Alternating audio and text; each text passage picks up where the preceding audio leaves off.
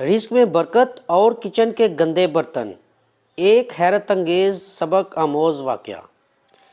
ایک مفتی صاحب کا بیان ہے، کچھ ماہ قبل کی بات ہے۔ ایک محبت و عقیدت کے رشتے میں بندے ایک صاحب ملنے آئے اور بولے، مفتی صاحب میرا کاروبار بہت عمدہ تھا، میں لاکھوں کماتا تھا، گاڑی تھی، بہترین زندگی تھی۔ آج بھی وہی کاروبار ہے مگر گاڑی نہیں، وہ خوشحالی نہیں، دن بدن قرض کے بوجھ تلے دب گیا۔ چونکہ رزق کی فراوانی تھی اور اب مشکل سے گزارا ہوتا ہے۔ سنا ہے آپ روحانی علاج کرتے ہیں، چیک کیجئے کوئی جادو ٹونا و بندش و نظر بند نہ ہو۔ کاٹ کیجئے، تعویذ دیجئے، وظیفہ دیجئے تاکہ پھر سے وہی خوشحالی پر مبنی حالات لوٹ آئیں۔ میں بہت پریشان ہوں۔ یہ کہتے ہوئے صاحب رو پڑے۔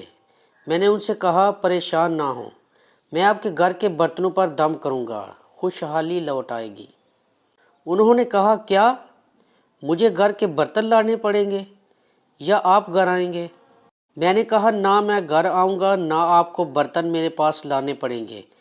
بس کرنا یہ ہے کہ دھونے والے برتن جب کچن میں جمع کیے ہوں تو ان آلودہ برتنوں کی تصاویر 3 دن کی روز لیں اور چوتھے روز وہ تصاویر موبائل میں لے آئیں۔ میں ان پر دم کر دوں گا، سب ٹھیک ہو جائے گا۔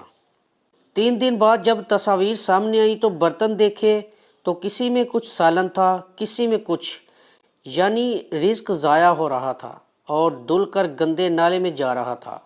میں نے پوچھا، یہ برتن ہیں، ان میں کھانا ہے جیسے سالن وغیرہ، اس کا کیا کرتے ہیں؟ وہ صاحب بولے، ظاہر ہے کہ دھل کر یہ سب نالی میں جائے گا۔ میں نے ان سے کہا کہ میں دم نہیں کروں گا۔ انہوں نے وجہ پوچھی تو قصہ مختصر۔ میں نے کہا، آج کے بعد بچا ہوا کھانا اس طرح برتن دھل کر گندے نالے یا کوڑے میں نہیں پھینکنا، بلکہ برتن اچھی طرح کھانا کھاتے ہوئے صاف کرنے ہیں، اتنا ڈالیں جتنا کھانا ہے، اور بچ جانے والا کھانا کسی غریب کو یا چھت پر جانوروں بلی کو کھلا دیں۔ قصہ مختصر، رزق کی بے ادبی نہ ہو۔ انہوں نے وعدہ کیا کہ آج کے بعد ایسا نہ ہوگا۔ جو رزق کی بے ادبی کی صورتیں آپ نے بیان کی ہیں، آج کے بعد ان میں سے کوئی بھی نہیں ہوگی۔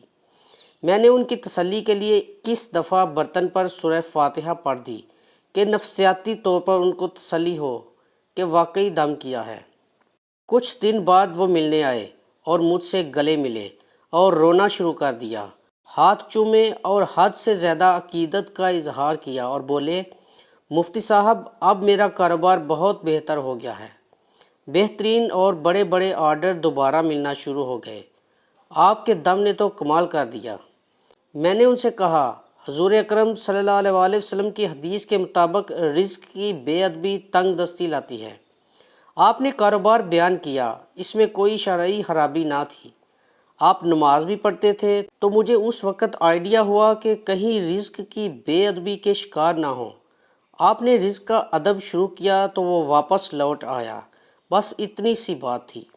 اس نے عزم مصمم کیا کہ انشاءاللہ مرتے دم تک رزق کے ایک ذرے کو ضائع نہیں ہونے دوں گا اور اس کے ادب و تعظیم میں کوئی کسر نہ چھوڑوں گا۔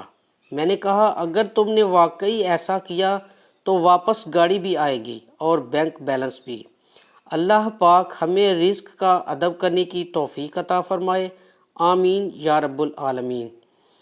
ناظرین، ویڈیو پسند آئی ہے تو اسے لائک کر دیں اور ایسی مفید معلومات دوسروں کو لازمی شیئر کیجیا کریں تاکہ دوسروں کا بھی بھلا ہو جائے، اور اس کے لیے ضروری ہے کہ چینل کو سبسکرائب کر لیا جائے۔ جزاک اللہ، اللہ حافظ۔